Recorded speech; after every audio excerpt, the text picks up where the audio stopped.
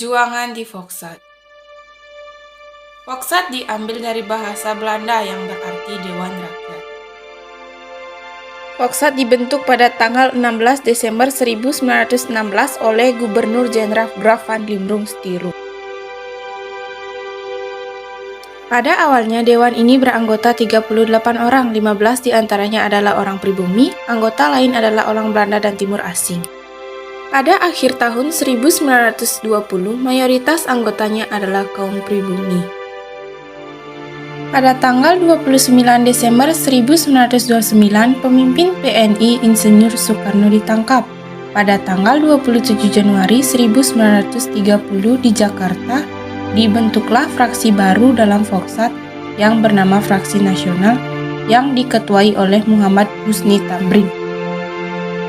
Fraksi Nasional beranggota 10 orang yang berasal dari Jawa, Sumatera, dan Kalimantan. Tujuan dari Fraksi Nasional adalah menjamin kemerdekaan Indonesia dalam waktu sesingkat-singkatnya. Adapun faktor pembentukan Fraksi Nasional, yang pertama, sikap pemerintah Hindia Belanda terhadap gerakan politik di luar Volksat, terutama terhadap PNI. Yang kedua, menolak usulan pemerintah untuk memperkuat pertahanan dan menghabiskan biaya besar. Yang ketiga, anggapan dan perlakuan yang sama oleh pemerintah terhadap semua gerakan nasional. Yang keempat, didirikannya Vaderlands Club pada tahun 1929.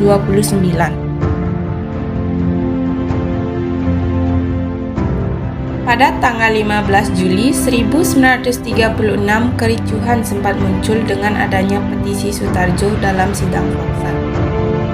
Petisi itu menyuarakan tentang kurang giatnya pergerakan nasional dalam pergerakan yang disebabkan oleh tidak padanya saling pengertian dari pihak pemerintah. Sutarjo Kertohadikusumo yang saat itu sebagai Ketua Persatuan Pegawai Bestur atau Pamong Praja Bumi Putra dan wakil dari organisasi itu di Volksat mendapat dukungan dari beberapa wakil golongan. Petisi itu mendapat persetujuan mayoritas dari anggota Volksat. Selanjutnya disampaikan pada pemerintah kerajaan dan parlemen Belanda. Petisi itu tanpa melalui perdebatan ditolak oleh pemerintah Belanda pada 16 November 1938 dengan alasan Indonesia belum siap untuk memikul tanggung jawab memerintah diri sendiri, serta bangsa Indonesia juga dinilai belum mampu untuk berdiri apalagi menjadi negara yang merdeka. Cara penolakan yang tanpa perdebatan mengecewakan pihak pergerakan nasional. Realitas itu menunjukkan bahwa tuntutan rakyat Indonesia tidak dibicarakan secara terbuka di parlemen.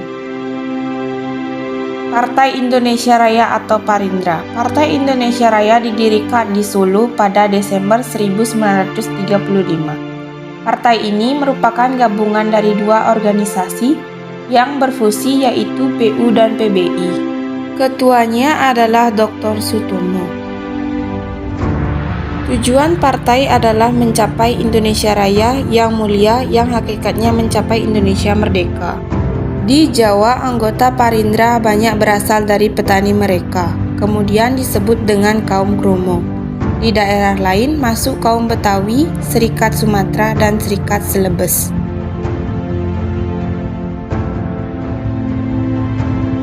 Partai ini yang mengajukan petisi Sutarjo ditandatangani oleh Sutarjo penandatangan pertama, serta yang lainnya adalah I.J. Kasimo, Dr. Sam Ratulangi, Datuk Tumenggung, Kwo Kwationg, dan Alatas. Gabungan Partai Politik Indonesia atau GAPI. Pada 21 Mei 1939, dalam rapat pendirian Konferensi Nasional berhasil didirikan suatu organisasi yang merupakan kerjasama Partai Politik Indonesia yang diberi nama Partai Politik Indonesia atau GAPI. Gabungan Partai Indonesia atau GAPI diketuai oleh Husni Tamrin. Pemimpin lainnya adalah Mr. Amir Syarifuddin dan Abi Kuisno di Djokrosuyoso. Alasan dibentuknya GAPI adalah adanya situasi internasional akibat meningkatnya pengaruh fasis. Kemenangan dan kemajuan yang diperoleh negara fasis yaitu Jepang, Jerman, Italia tidak menggembirakan Indonesia. Masa berakhirnya pemerintahan kolonial. Menjelang berakhirnya masa pemerintahan kolonial, berbagai bentuk pergerakan nasional dapat dikontrol oleh pemerintah kolonial. Kebijakan politik etis diterapkan sebagai pengaman dari sebuah pertanggungjawaban kolonial terhadap perubahan mendasar. Terhadap dibukanya pintu politik di kaum Bumiputra, meskipun perubahan itu berjalan lambat. Masuknya Bumiputra sebagai anggota Volksraad bukan berarti kaum Bumiputra diberi hak penuh untuk menyarankan pendapatnya dalam Volksraad. Walaupun Volksraad tidak memberi kesempatan pada Bumiputra untuk berunding, setidaknya Volksraad sudah memberikan peluang pada wakil India yang membukakan wawasan mereka tentang perundingan persatuan untuk melakukan gerakan nasional dalam melawan kolonialisme.